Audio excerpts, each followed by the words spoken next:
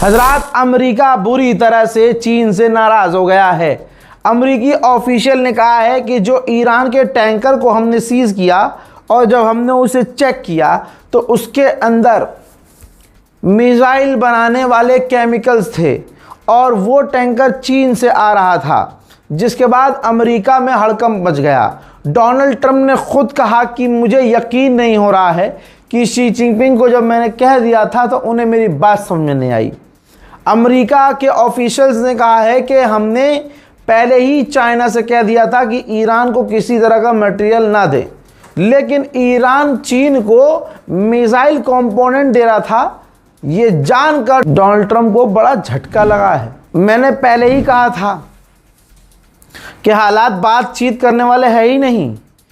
एक और ईरान के टैंकर को दिन के उजाले में सीज किया है। देखिए, अमेरिका ने एक और टैंकर ईरान का जो है, ये जो ऑरेंज कलर का आपको बड़ा सा टैंकर नजर आ रहा है, इस पर उतर कर जांच पड़ताल करके मेरे पास अपडेट ये आ रही है कि भैया इसको भी सीज कर लिया है।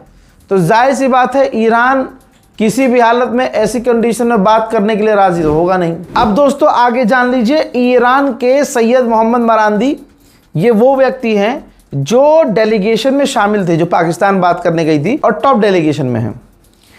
भाई उन्होंने जो ट्वीट किया है ना, उसके बाद दिमाग घूम रहा है मेरा। ये देखिए, उन्होंने कहा है कि यूएई, जो भी लोग यूएई में, कतर में, बहरीन में, सऊदी और कुवैत में रहते हैं, एवरीवन लिखा है, सबको वहाँ से निकल जाना चाहिए। और जो सेलर्स, जो मछुआरे, नाविक हैं जो पर्शियन गल्फ में हैं, उन्हें तुरंत वहाँ से निकल जाना चाहिए, जहाज़ छोड़ देना चाहिए।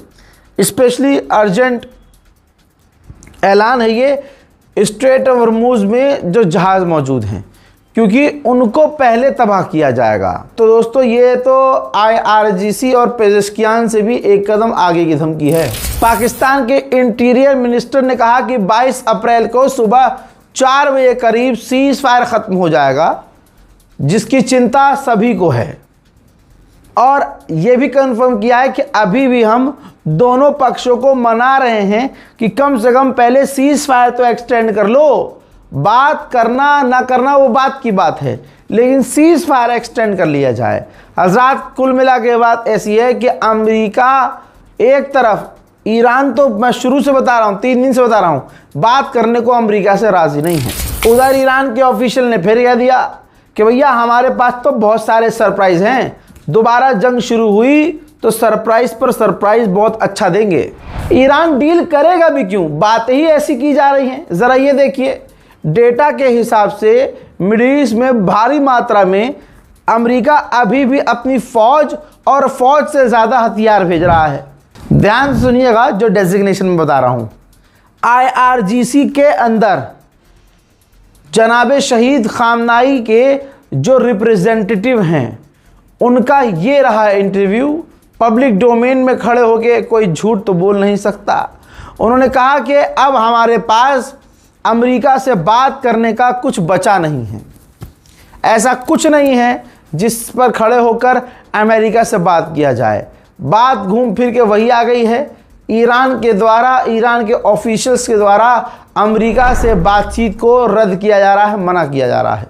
मेरे दोस्तों, जो टैंकरों को ट्रैक करने वाली संस्था है वो बता रही है कि अमेरिका के नेवल ब्लॉकेज के बावजूद, अमेरिका ने जो ब्लॉकेज किया है उसके बावजूद अभी भी ईरान का जो ऑयल एक्सपोर्ट है टॉप लेवल पर है।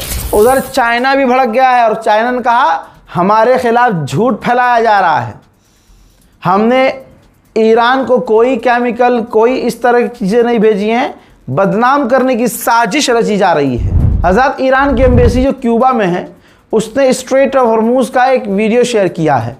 अब आप लोग बहस करते रहो कि फेक है, AI जनरेटेड है, लेकिन ये ईरान की एम्बेसी जो ओरिजिनल है क्यूबा के अंदर, उसने खुद शेयर किया है।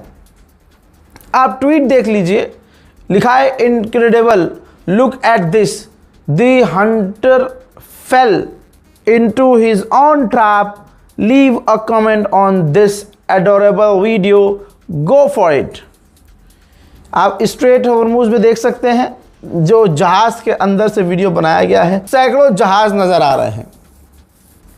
ये वीडियो AI भी नहीं है, क्योंकि समुद्र में इस उड़ते हुए जहाज की परछाई भी बनती हुई नजर आ रही है। उधर मोसाद ने किया है कंफर्म कि पिछले साल हमारा एक एजेंट ईरान में मारा गया था, लेकिन उसने ईरान में काफी बड़े ऑपरेशन कामयाबी से किए। फिलहाल के लिए दोस्तों इस खबर में इतना ही।